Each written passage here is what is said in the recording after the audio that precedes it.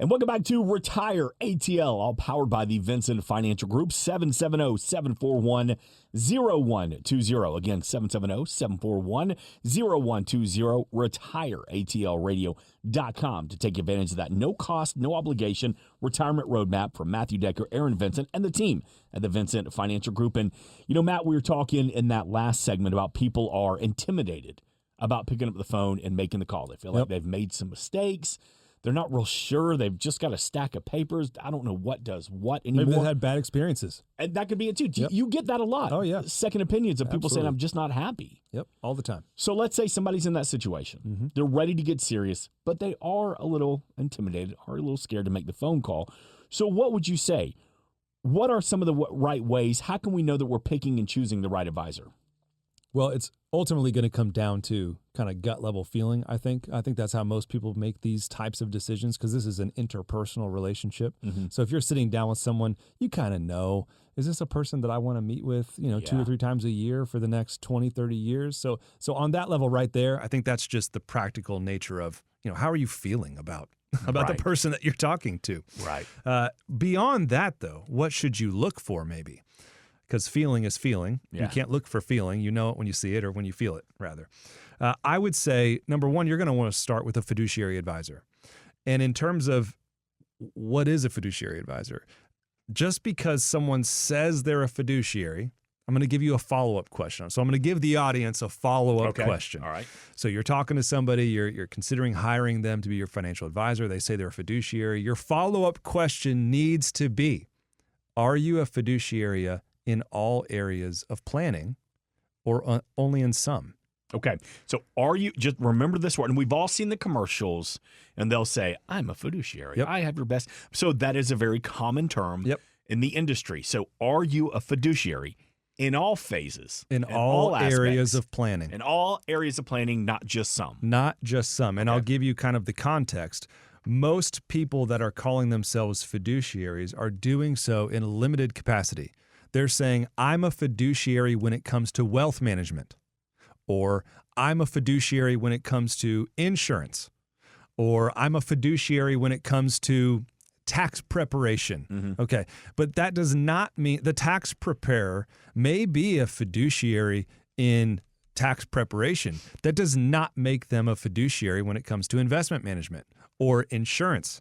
And so it's easy to hold yourself out as a fiduciary in one area and give the impression that you're a fiduciary in all areas. Unfortunately, that's not the case for most people. It's very easy to find out if they are. You ask them, and they'll have to tell you, right?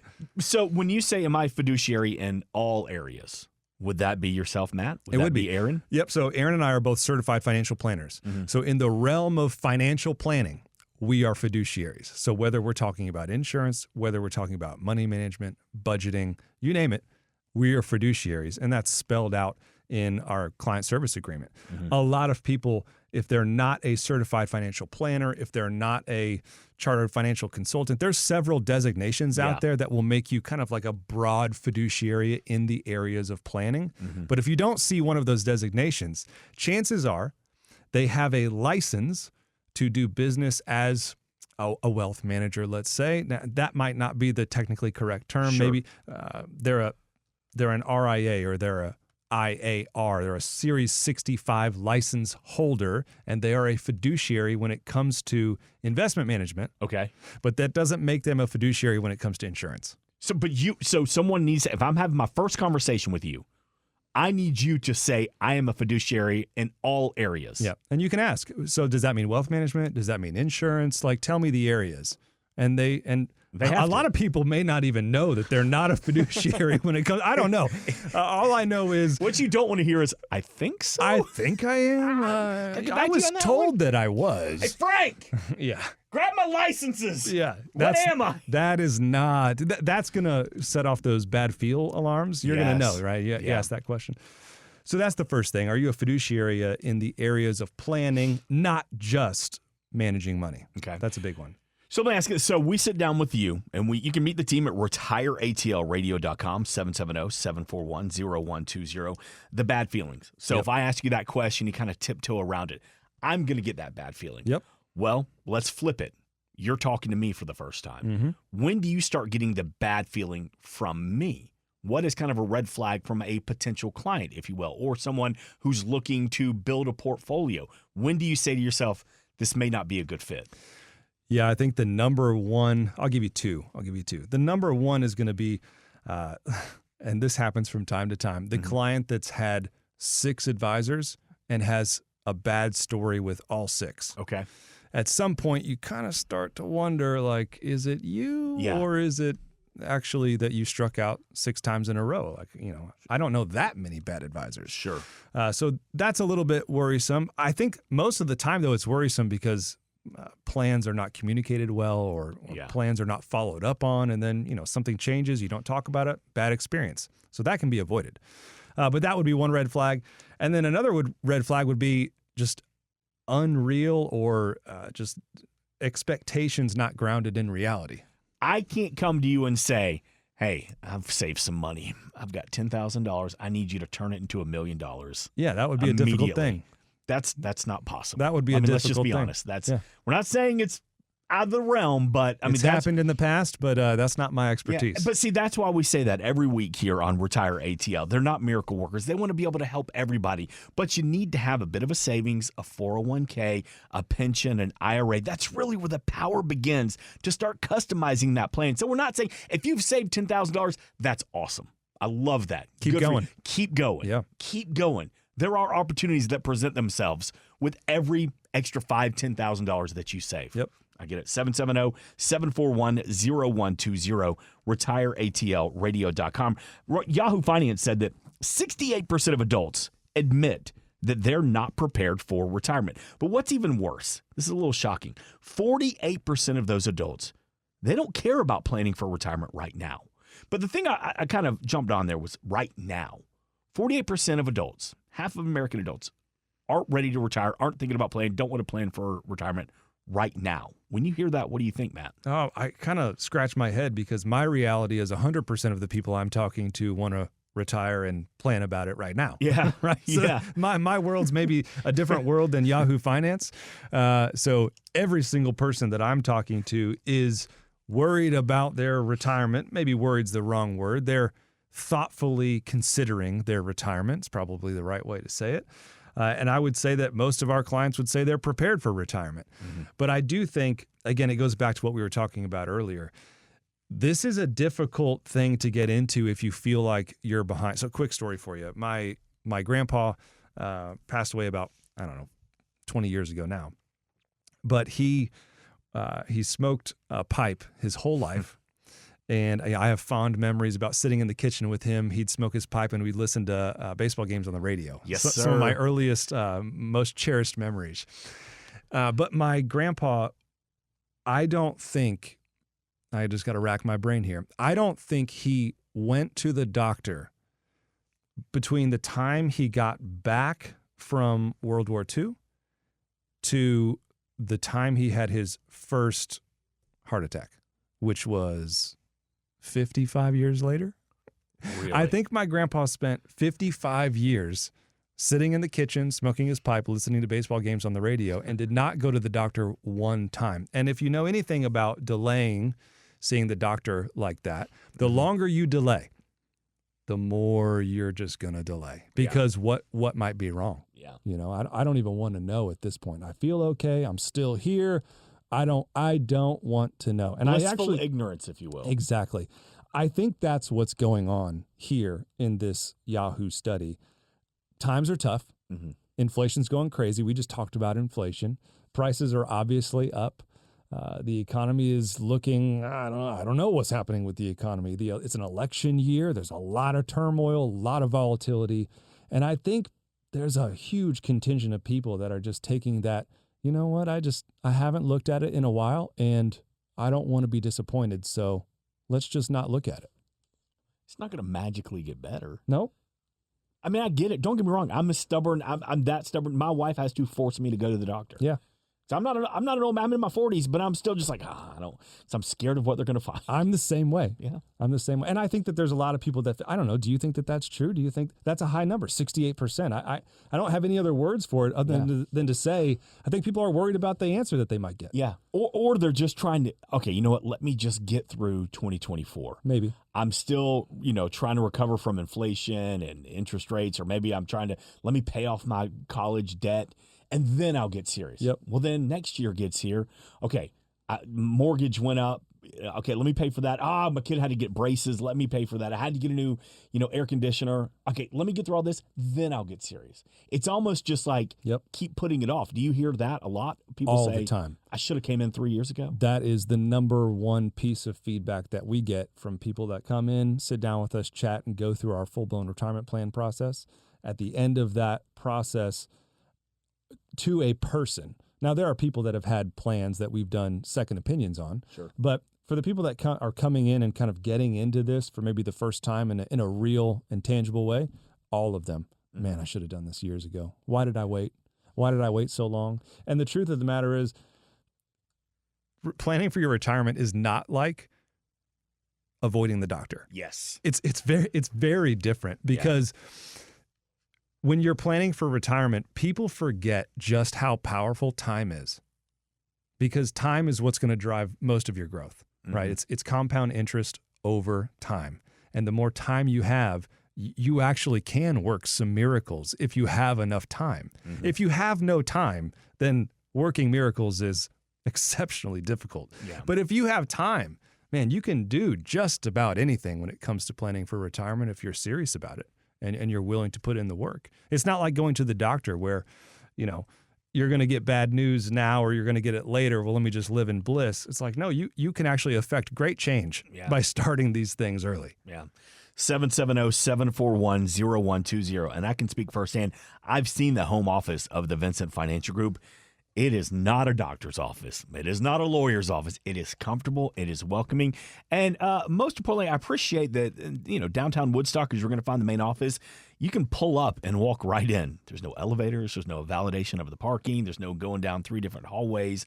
Beautiful home office in Woodstock, Georgia. But, Matt, y'all serve clients all over Metro Atlanta. We serve clients all over the Metro Atlanta area. We have clients in Hawaii. We have clients in Florida, Tennessee, Texas, the D.C. area, the Midwest, California. We have clients all over the country.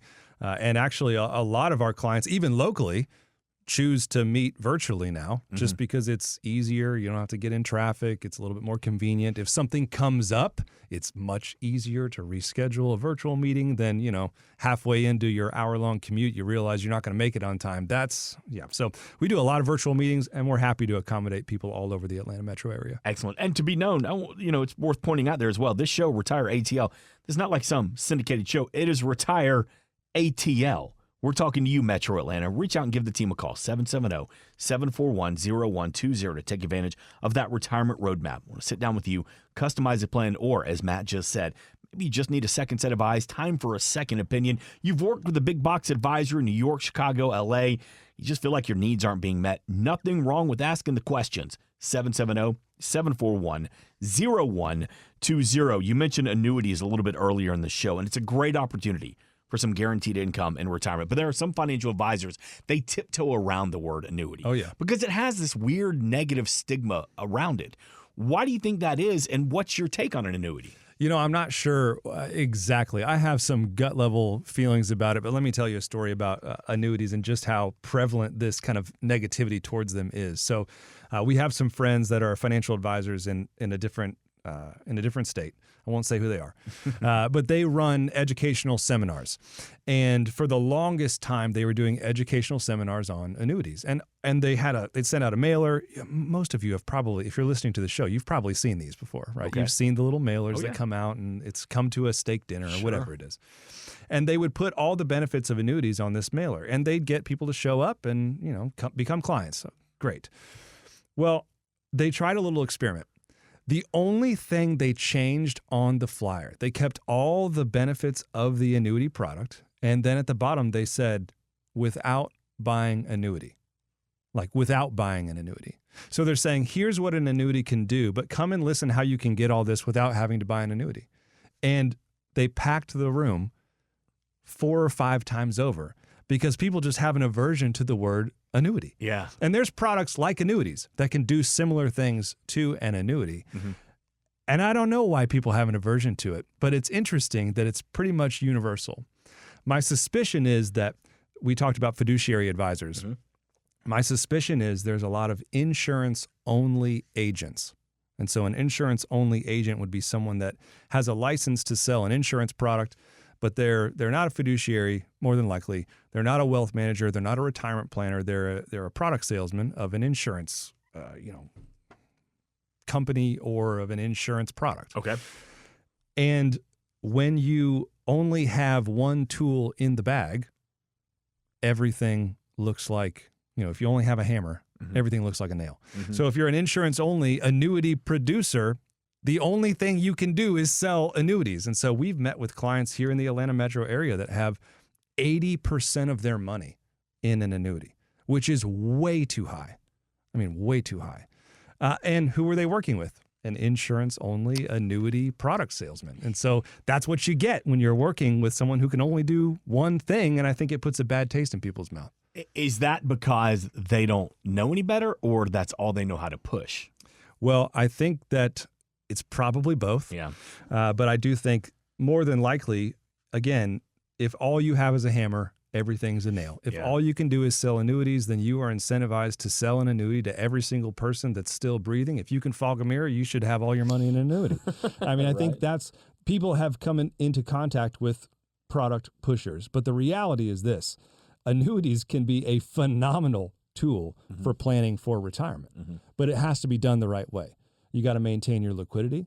You have to make sure that it's actually serving a purpose. You don't want to buy an annuity that's laden down with tons of fees, but annuities done right can be a tremendous boost to a retirement plan. Most of our clients, even if they come in hating the word annuity, by the time they get done with their full-blown retirement plan, and by the time we've laid out all the numbers, here's what your retirement looks like with an annuity. Right. Here's what it looks like without an annuity. Every single client says, well, why wouldn't I buy an annuity then? And we say, well, I mean, the numbers say it looks better, so maybe you should, but certainly not with all your money. Let's use this in a thoughtful way. But I think, unfortunately, there are things that get a bad rap. Annuities have gotten a bad rap. I think they've gotten a bad rap because there are people out there that are only licensed to do one thing, and so they are incentivized to overdo that one thing, and that's never good. Is it fair to say, to kind of put a bow on annuities to better understand it almost, it's just a pension? Annuity is another form of a pension. Well, yeah, I mean, is that too broad? Is that fair? I think that the way that you would realize these things, like a pension pays out a guaranteed income for the rest of your life. Yeah. Well, annuities can do that too. Yeah. And in fact, a lot of pensions are sometimes backed by annuities. Okay. So I think it is fair to say that a guaranteed income annuity is going to behave very similarly to a pension that maybe an employer provides to their employees. What you actually do get, though, if you're working for an employer that has a pension, you have their pension. And their pension is the same for you as it is for your coworkers, no matter how long you've been there. It's the same pension, right? When it comes to the annuity space, there's tons of annuity companies that all have different products that maybe have different flavors that might be able to give you more bells and whistles. Company A might give you a better deal than Company B. So when it comes to an annuity, you can take your own dollars and you can essentially shop for your own private pension. Hey, who's going to give me the best deal on creating my own private pension for me based on my goals and who I am and what I want? I got, $400,000. What can you do for me? Well, you don't get to have that conversation with your employer. Yeah. Hey, I got $400,000. What can you do for me? They're going to say, what are you talking about? We do the same thing for everybody. Here it is. Take it or leave it. Yeah. So, annuities do function a lot like a pension. And I think once people do start to uncover that and see that, they start to think, oh, okay, well, that doesn't sound so bad. I wish I had a pension. I only have a 401k. I only have 403b. I only have some IRA dollars. I kind of want a pension. You're saying that I can create my own? Mm-hmm. Yes. We're saying that you can basically create your own. And guess what? You get to benefit from competition because all those annuity companies, they want your money and they want to provide you your pseudo pension. They want to provide you your guaranteed income. You get to shop the market and get the best deal for you. Can't do that with an actual pension from an employer. I love the way you describe that right there. It's like a pension, but you get to build it yourself. This is how simplistic my mind is. As you're describing this, I'm thinking of taking my daughter to Build-A-Bear workshop. She's got two choices. She's got her money. She can either go buy that bear that's already customized, or she can build her own teddy bear. That's exactly right. You want the pink bow or the blue bow? Yeah, you get to create it. Yeah. Annuities is a great opportunity for some guaranteed income in retirement. Let's have that discussion. That's part of the overall conversation when you take advantage of the retirement roadmap from the team at the Vincent Financial Group. 770-741-0120. As Matt just said, they're going to lay it out for you. They're going to customize the plan and say, if you're interested in annuity, here's one with, here's one without. These are the conversations that you're going to have, and it's no cost and it's no obligation. 770-741-0120. RetireATLradio.com. And real quick, we got about a minute left here, Matt. When we come to see you and the team, shout out some of the great team members of the Vincent Financial Group that we're going to meet with. Yeah, you're probably going to see Brady. Of course, you're going to see myself or Aaron. And then we got Brady in the office, Craig in the office, Alec in the office, little Aaron, as we call him. We've got two Aarons in the office, tall and short. But we'd love to sit down and chat with you. It's going to be relaxed. You're going to have a great time. It's mostly us just asking questions and then shutting up and listening, hearing about you, hearing about your family. And if you like us and we like you, we're going to be off to the races. And they all live here, they work here, they play here. They know the economy of Metro Atlanta. 770-741-0120. Matt Decker, thank you. Thank you for the education and the information this weekend. Don't forget, you can get more when you visit RetireATLradio.com. We also invite you to check out the podcast of the same name, Retire ATL Radio. We're back next weekend, but for Aaron Vincent and Matthew Decker, this has been Retire ATL right here on WSB.